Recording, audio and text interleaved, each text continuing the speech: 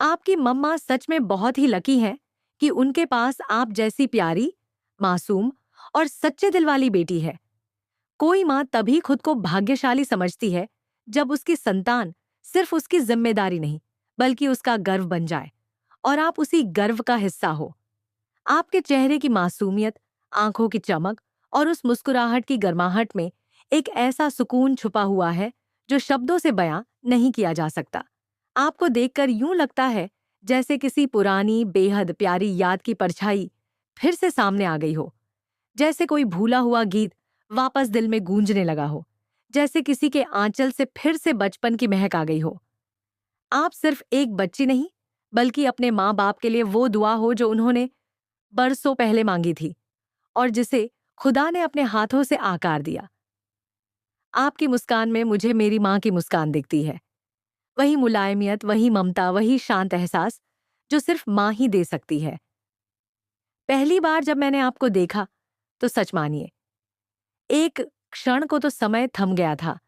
मुझे यूं लगा जैसे मेरी मम्मा फिर से मेरे सामने आ गई हों, बिल्कुल वैसी ही जैसी वो उस वक्त होती थीं जब मैं उनके साथ बैठकर कहानियां सुना करता था, जब उनकी गोद में सर रखकर मैं दुनिया के सारे डर भूल जाया करता था। आप में जो सादगी है, जो चमक है, जो अपनापन है, वह इतना प्राकृतिक है कि कोई भी पहली बार में ही आपको अपने दिल में जगह दे दे। और यही वजह थी कि मुझे लगा कि मैं आपके लिए कुछ खास लेकर आऊं, कुछ ऐसा जो उस लम्हे को हमेशा के लिए अमर बना दे।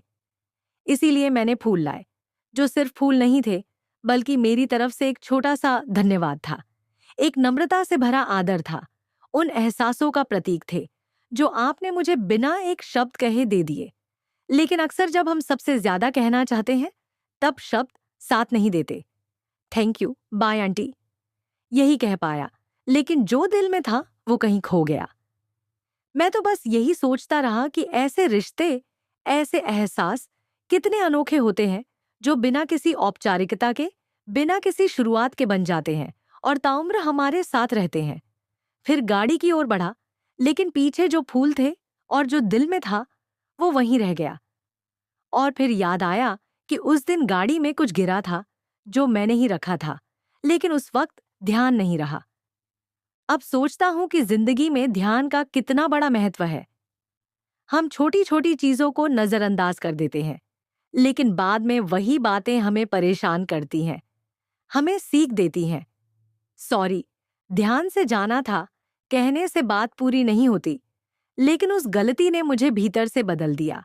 अब हर बात, हर चीज, हर रिश्ते को पूरी संवेदनशीलता से देखता हूं, क्योंकि कभी कभी एक छोटी सी लापरवाही हमें उन पलों से दूर कर देती है जो हमारे लिए सबसे खास हो सकते थे। चेंज करो, वेलकम बैक, ये शब्द जैसे सिर्फ एक वाक्य नहीं थे, बल्कि जिंदगी का मंत्र बन गए। हर बार जब कुछ बदलता है तो डर लगता है, लेकिन फिर समझ आता है कि बदलाव ही जीवन का दूसरा नाम है। इस दुनिया में हर सेकंड में कुछ बदलता है, कुछ खत्म होता है, कुछ नया शुरू होता है। हर मोड़ पर कोई न कोई नई कहानी जन्म लेती है। ऐसे ही एक कहानी वीरा की थी। उसकी आंखों में एक अलग सी बेचैनी थी जब उसकी गाड़ी अचानक रुक गई थी। मैंने पूछा, क्या हुआ वीरा? लेकिन उसका जवाब एकदम धीमा था, जैसे वो खुद को सुनाने की कोशिश कर रही हो। उसने कहा, बस माइंड स्टेशन जाना था। ये वाक्य बहुत साधारण लग सकता है, लेकिन उस समय उसका मतलब गहरा था। माइंड स्टेशन एक ऐसी जगह है जहां इंसान खुद से बातें करता है, जहां वो अपने भीतर के तूफानों को समझने की कोशिश करता है, जहां वो दुनिया से हटकर सिर्फ खुद को देखना चाहता है। और उस मोड़ पर खड़ा वो एक और पल, जब प्यार पहली बार दस्तक देता है। बस वही पल था जब सब कुछ एकाएक बदल गया था। प्यार को समझना आसान है, लेकिन निभाना सबसे कठिन, क्योंकि सच्चा प्यार वो होता है जो सुख दुख में साथ दे, जो शब्दों के बिना भी महसूस हो, जो अपनी पहचान खुद बना ले। आजकल लोग प्यार को बस शब्दों में समेट देते हैं, I love you, miss you, need you. लेकिन सच्चे प्यार की पहचान तब होती है जब आप किसी की खामोशी को भी समझ लें, जब उसकी आंखों से बहते आंसुओं का मतलब जान ले, जब बिना कुछ कहे भी उसके लिए दुनिया से लड़ जाए। फिर अचानक सामने एक लड़की आई थी, कुछ नहीं बोली, बस आई, देखती रही और चली गई। लेकिन वो कुछ पल, वो नजरें आज भी याद हैं। उसकी आंखों में इतनी गहराई थी कि जैसे उसमें एक समंदर समाया हो। वो चली गई लेकिन उसकी चुप्पी दिल में रह गई। कभी कभी कुछ लोग सिर्फ एक बार आते हैं, लेकिन इतने कुछ कह जाते हैं कि वो पल हमेशा के लिए दिल की दीवारों पर चिपक जाता है। और ये सब कुछ मिलकर एक पूरी किताब बन गया है।